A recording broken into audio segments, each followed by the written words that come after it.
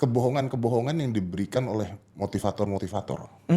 Oke. Kayak contoh gini, gua tuh mulai dari nol hidup susah, saya mulainya tuh bener-bener dari kos-kosan, harus cuci piring sendiri, tapi kos lu di Australia.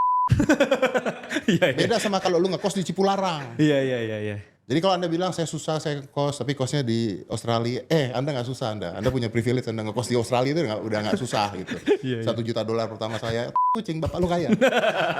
Iya. Nggak usah ngomong gitu lah. Nih, makanya aku tuh nggak pernah bilang di depan publik kalau aku tuh dari susah. Karena aku kuliahnya kan di US, Nah, Om. ya makanya. Jadi aku jujur aja, aku bilang privilege kok. Emang privilege, Emang tapi gitu. kan kadang-kadang orang tuh jualnya kayak begitu. Gitu. Betul. Dan banyak kayak, coba contoh sebut nama misalnya siapa? Jangan sebut nama, Om. Gak apa-apa.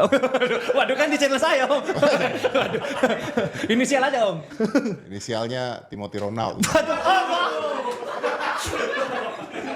Enggak, gue gak ada masalah sama dia, gak ada masalah sama dia. Cuman gini, orang yang nonton dia, nonton Raymond Chin, nonton semua teman-teman itu yang luar biasa itu bagus, penontonnya harus pintar. Iya. Karena nggak semua yang mereka omongin itu bisa diterapkan ke kehidupan orang lain.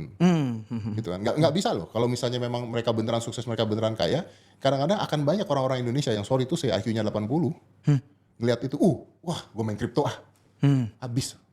Karena ya mereka sekolahnya di mana, kuliahnya di mana.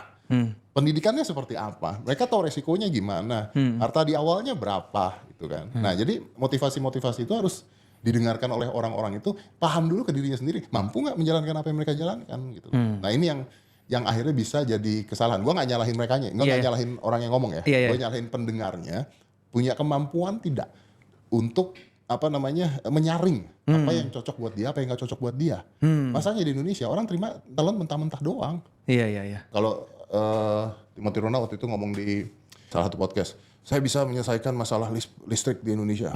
Pernah dengar itu? Ya. Kasih saya 100 berapa puluh triliun, saya selesaikan. Iya, mau ngasih siapa kan gitu kan. Pertama gitu kan.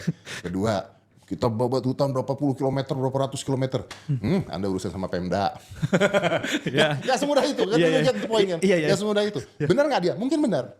Mungkin benar. Tapi ketika teori dan pelaksanaan akan berbeda loh. Betul. Iya. Oh, kita pemerintah pusat memberikan 1 triliun dana untuk bantuan Papua. Benar. Sampai bawah nyampe nggak? Nah itu kita kan nggak hidup di dunia yang sempurna, bos.